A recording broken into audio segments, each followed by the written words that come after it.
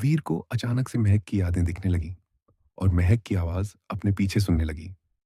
महक सुबह उठकर प्यार से सोए हुए वीर का सिर सहलाकर बोली, इतना काम करते हो, मुझसे भी कभी बात किया करो। बात ना भी करो मगर बस मेरे साथ रहना मेरे वीर। वीर को महक के ख्याल सुनाई देने लगे। महक वीर के कपड़े समेटते हुए बोल रही थी, कपड़े गंदे हों तब भी नहीं बताते, भला मुझसे क्या पर्दा। वीर को ऐसा महसूस हो रहा था मानो वो महक के शरीर में घुसकर उसकी दिल की बातें सुन रहा था। रात के वक्त वो महक के पास बैठा था और महक उसकी तरफ देखकर सोच रही थी, कितनी किस्मत वाली हूं मैं जो मुझे ऐसा प्यार करने वाला पति मिला। मेरे घर में मुझे किसी चीज की आजादी ना थी, कोई मुझे सुनता नहीं था। मैं बस उनके लिए एक काम करने वाली थी।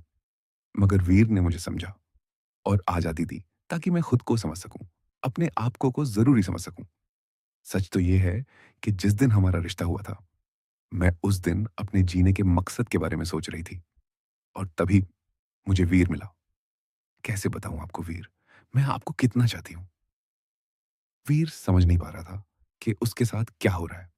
एकदम से उसकी आंखों के सामने उसके बेडरूम में शाम के समय की खिड़की दिखने लगी।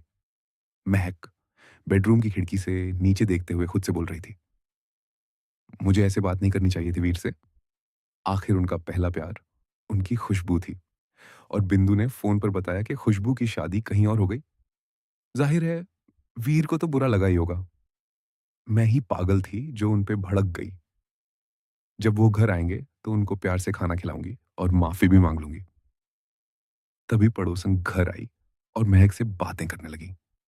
वो बोली, तुम्हारा पति काफी स्ट्रिक्ट है, क्या बात है, क्या तुम्हें प्यार नहीं करता महक। महक मुस्कुराकर पड़ोसन को चाय देकर बोली, आपको गलत फहमी हुई है। जितना मुझे मेरे पति चाहते हैं उतना कोई और चाह ही नहीं सकता। पड़ोसन हैरानी से महक को निहारती रही। रात को जब वीर महक को इतना सब बोलकर गया तो पीछे से महक बहुत रोई और वीर को कुछ कहने के बजाय खुद को कोसने लगी, मानो सारी गलती उसी की हो। महक अकेले सड़क पर चलती चलती खुद से बोल रही थी, क्या फायदा मेरे जीने का अगर मैं अपने वीर के काम ना आ सकी।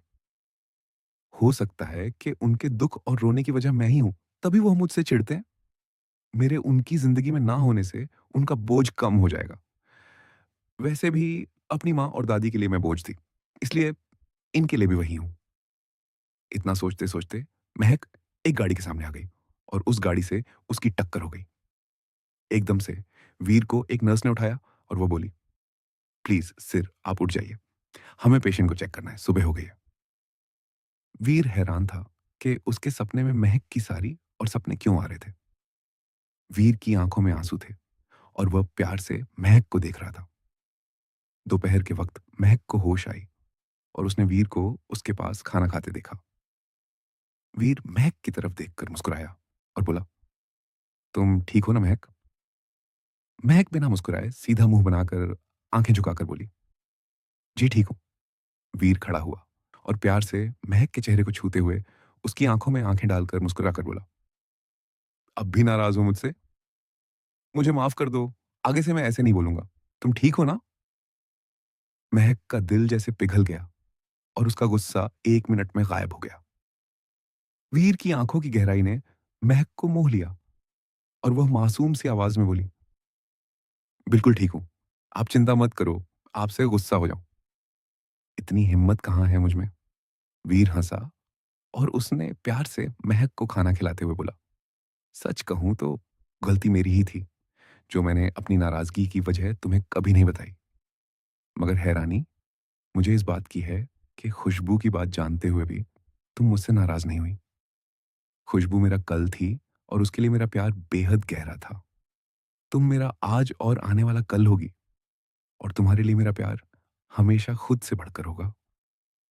मैंने जो किया उसके लिए मैं माफी मांगता हूं, मगर तुमने यह जो कदम उठाया वो भी सही नहीं था। वीर ने रुमाल से महक का मुंह साफ किया और उसके करीब आकर फुसफुसाया, मुझे अकेला छोड़ने वाली थी, तुम्हारे बिना मैं जीता कैसे पगली। महक हंसी और उसकी आंखें पानी से भर गईं।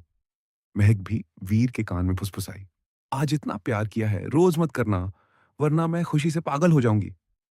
दोनों, वीर और महक ने एक दूसरे का हाथ थामा और एक दूसरे को प्यार से निहारा। वीर ने उस चेन को उतार कर अपने पास रख लिया, ताकि वह किसी दिन फुर्सत में उस चेन की कहानी महक को सुना सके। 2 से 3 हफ्ते वीर ने महक का खूब ध्यान रखा और महक को भी वीर से और प्यार होता गया। वीर के पास नौकरी नहीं थी और वो गांव से अपना खर्चा मंगवा रहा था। उसके माता पिता उसे बहुत सुनाते, मगर वीर एक बात समझ चुका था कि सबको सब कुछ नहीं मिलता।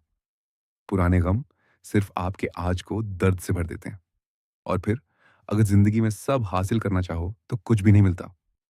वीर को यकीन था कि जितना उसके पास आज था, कल उसे बेहतर ही होगा। उसका परिवार चाहे जैसा भी था, मगर वो पुरानी बात थी, और पुरानी चीजों को वीर अब घाव बनाकर जीना नहीं चाहता था। वीर अब खुश रहता, सबसे मुस्कुराकर बात करता, महक से खूब बातें करता और अपना प्यार भी जताता। वीर को 2 महीने बाद एक नौकरी मिली और उसमें पगार भी अच्छी थी।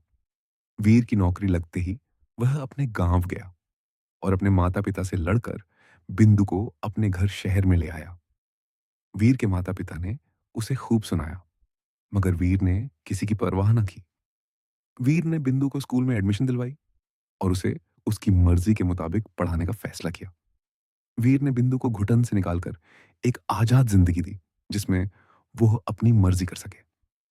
एक दिन बिंदु रोते हुए वीर से बोली, भैया, आपने मेरे सपने के लिए इतना सब क्यों झेला? वीर मुस्कुराकर बोला, ये तेरा नहीं, मेरा भी सपना था। तू पढ़, जितना पढ़ना है मैं सारा खर्चा उठाऊंगा, और फिर हमें अपने बड़े भाई बहन से बेहतर भी तो बनाए। वीर ने प्यार से अपनी बहन का माथा चूमा और उसे गले लगाया।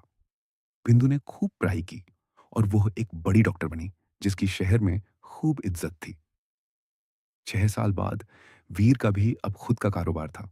ज्यादा बड़ा तो नहीं, मगर उसकी चाह को पूरा करने के लिए काफी था।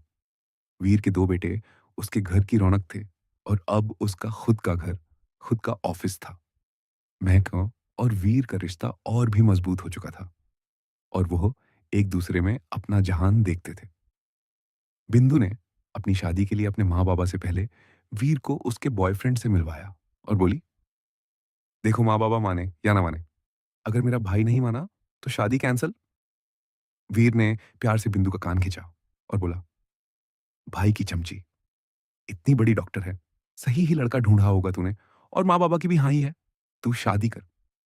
बिंदु हंसी और उसने वीर को गले लगाया।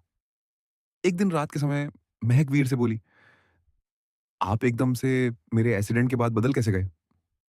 माफी चाहती हूँ, मगर मुझे काफी हैरानी हुई थी, इसलिए मैंने पूछा। वीर मुस्कुराया और उसने अपनी अलमारी का ड्रॉर खोलकर महक की तरफ देखकर बोला, ये चेन मिली थी मुझे, इसे मुझे। महक वीर को टोकते हुए ड्रॉर को देखकर बोली, कौन सी चेन? ये ड्रॉर तो खाली है। वीर ने हैरानी से ड्रॉर को देखा